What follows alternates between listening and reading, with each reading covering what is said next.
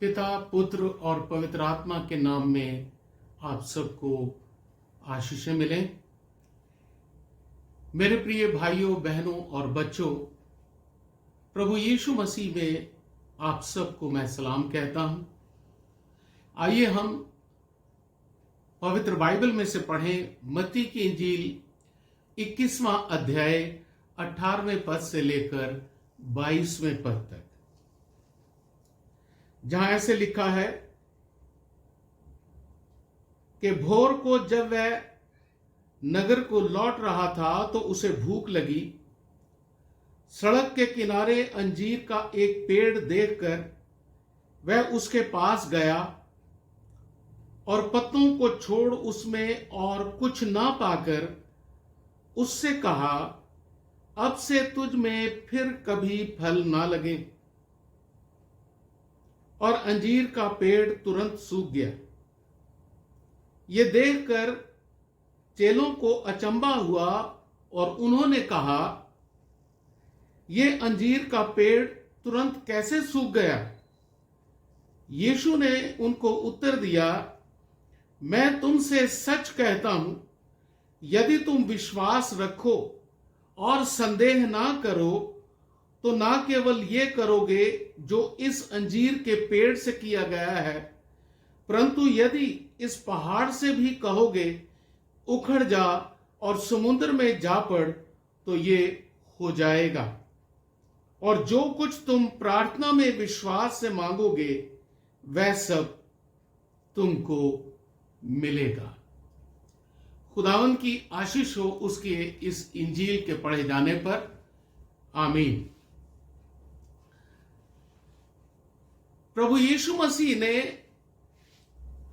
अपने शिष्यों को और आज विश्वासियों के लिए एक शक्तिशाली आशीषों से भरपूर वादा किया है कि जो कुछ तुम प्रार्थना में विश्वास से मांगोगे वह सब तुमको मिलेगा। और इस वादे को प्रभु यीशु मसीह ने उस समय भी साबित कर दिया जब उसने बीमारों को चंगा किया और पीड़ित और दुखियों को शांति दी, और साथ ही साथ उसने बहुतों में से दुष्ट आत्माओं को निकाला।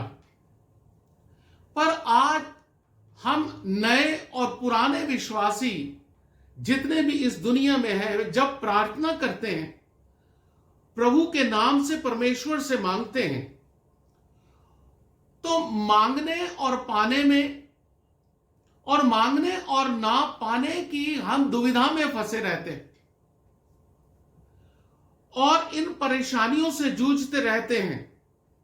और कभी कभी ऐसा भी सुना जाता है कि प्रार्थना में यीशु के नाम से मांगने वाला मनपसंद आशीष ना मिलने से निराश हो गया और वो फिर अविश्वास में गिरा और वापस उसी हालत में पहुंच गया जैसे वो पहले मसीह पर विश्वास करने से था।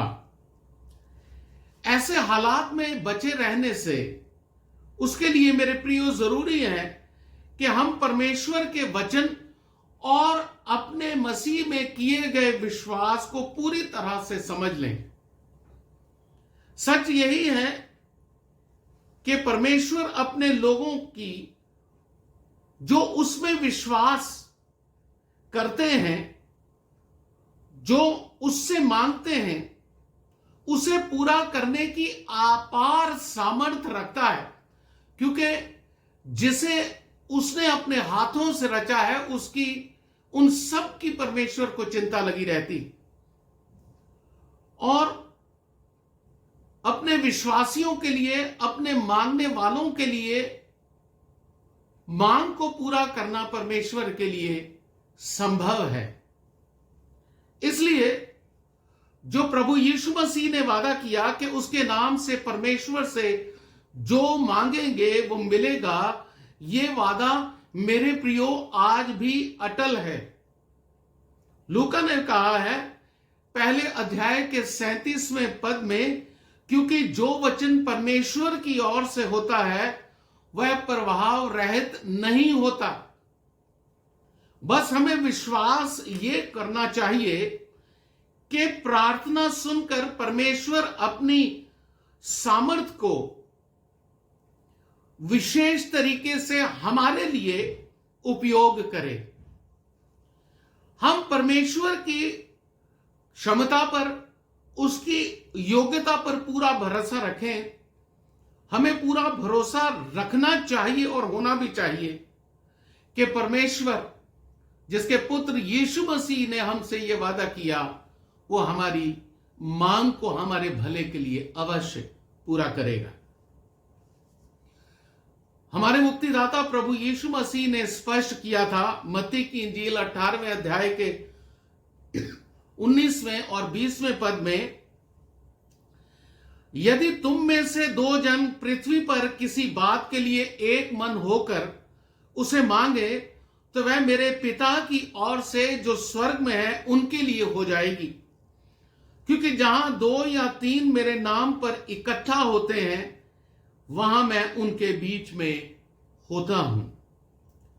मेरे प्रियो, ना हम मसीह के वादे को गलत समझें और ना ही हम मसीह के इस वादे को कि जो कुछ हम उसके नाम से परमेश्वर पिता से मांगेंगे वो मिल जाएगा, गलत इस्तेमाल करें। क्योंकि ऐसा नहीं कि हम जो कुछ भी अपनी मर्जी से अपने लिए मांग ले वो परमेश्वर हमें दे दे। क्योंकि जो हम अपनी मर्जी से मांगते हैं, हो सकता है कि वो हमारे लिए कल को नुकसानदायक हो। इसलिए परमेश्वर तो हमारे भले के लिए भले काम करता है, प्रार्थनाओं को सुनता और हमारी भलाई के लिए अच्छी आशीषें प्रदान करता है। विश्वासों के लिए वो जब पूरा करता है तो शर्त यह है कि विश्वास में हर मांगने वाला इतना दृढ़ हो कि उसके विश्वास में, उसके मांगने में कोई खोट ना हो, कोई कमी ना हो और कोई भी संदेह, शक ना हो। इसका मतलब यह नहीं है कि हम अपने सृष्टिकर्ता को एक वेंडिंग मशीन समझें और जो दुआ मांगकर उसमें डालें और वो हमें तुरंत मिल जाए। हमें परमेश्वर की सामर्थ पर, उसकी क्षमता पर और अपने मुक्तिदाता यीशु मसीह के वादे पर पूर्ण विश्वास होना चाहिए कि जो हमारा परमेश्वर चाहे कि उसकी दृष्टि में जो हमारे लिए भला है, आशीषित है, वो हमें दे दे। यानी परमेश्वर की इच्छा के साथ ही हमें एक ऐसा गठबंधन बनाए रखना है कि ना हमारा विश्वास कम हो और ना ही हम अविश्वास के घेरे में घिर जाएं। और देखें, यीशु मसीह ने हमें एक प्रार्थना भी सिखाई कि तेरी इच्छा जैसे स्वर्ग में पूरी होती है वैसे पृथ्वी पर भी हो। और हमें यह भी याद रखना होगा कि जो पहले मसीही हुए, विश्वासी बने और उन्होंने अपनी सेवकाई के रूप में कभी भी अनावश्यक या जरूरत के बिना कभी चमत्कारों का जो प्रयास कभी नहीं किया है। विश्वास से मांगने का अर्थ यह है कि परमेश्वर दुनिया और हमारे लिए उसके अपने उद्देश्य के साथ सबसे उच्च और उत्तम भला काम हमारे लिए करे। परमेश्वर पर भरोसा रखना चाहिए और उसमें आश्वस्त रहना चाहिए कि वह हमारे भले के लिए ही सब कुछ अच्छा करता है। प्रभु का वादा और विश्वास की शर्त आज भी पूरी तरह मजबूती के साथ विश्वास में मजबूत है। मेरे प्रियो, प्रभु परमेश्वर के विश्वास जो उसने मसीह में हमें दिया है उसमें बने रहें और उसमें आशा अपने जीवन में बनाए रखें कि हमारा परमेश्वर हमारे मुक्तिदाता प्रभु यीशु मसीह में अपने अनुग्रह में प्रेम पूर्ण दया में हमारा भला चाहता है। और जो परमेश्वर हमारा भला चाहता है वो हमें कोई भी बुरी चीज नहीं देगा। हम जो चाहे मांगे, लेकिन वो हमें वो देगा जो हमारे जीवन के लिए, हमारे विश्वासी जीवन के लिए, हमारे अनंत जीवन के लिए, हमारे स्वर्गीय जीवन के लिए भला हो। तो मेरे प्रियो, आज अपने मन की इस दुविधा को दूर कर पाए होंगे इस वचन के द्वारा कि मांगना और पाना और प्रभु से लेना, ये जाने कि विश्वास में हो तो जाने कि वो जो देता है इब्रानियों के अनुसार कि जो कुछ तुम्हारे पास है उसी में सब्र करें, तो खुदावंद हमें कभी ना छोड़ता है ना त्यागता है। विश्वास में, आशा में, प्रेम में बने रहिए और प्रार्थना करें कि प्रभु हम सबका भला करे। प्रभु आप सबको आशीष दे। आइए प्रार्थना करें। हमारे स्वर्गीय पिता, सर्वशक्तिमान परमेश्वर, हमारे जीवनों के लिए, आज के दिन के लिए, जीवित रहने के लिए, विश्वास में बने रहने के लिए, तेरे वचन पवित्र बाइबल पर विश्वास करने के लिए जो तूने हमें सामर्थ्य दी है, आशीष दी है, उसके लिए हम तेरे बहुत धन्यवादी हैं।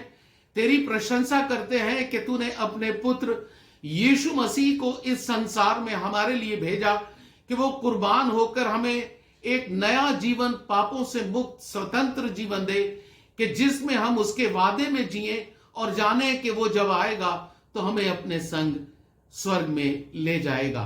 तब तक खुदावंद हमारे विश्वास से हमें गिरने ना दीजिए, हमारे विश्वास को दृढ़ कीजिए, हमें सामर्थ्य दीजिए कि हम अपने शरीर से, अपने आत्मा से, हमारे मन से और विश्वास से पारिवारिक और कलीसिया परिवार में सदा विश्वस्त रहे, आश्वस्त रहें कि हम कभी भी संदेह ना करें तेरे वचन पर, तेरे वादों पर, बल्कि बड़ी दृढ़ता के साथ तुझसे प्रार्थना करते रहें और ये जाने कि तेरे उद्देश्य, तेरी इच्छा हमारे जीवन में इस पृथ्वी पर पूरी हो, तभी हमें सच्चा आनंद मिलेगा।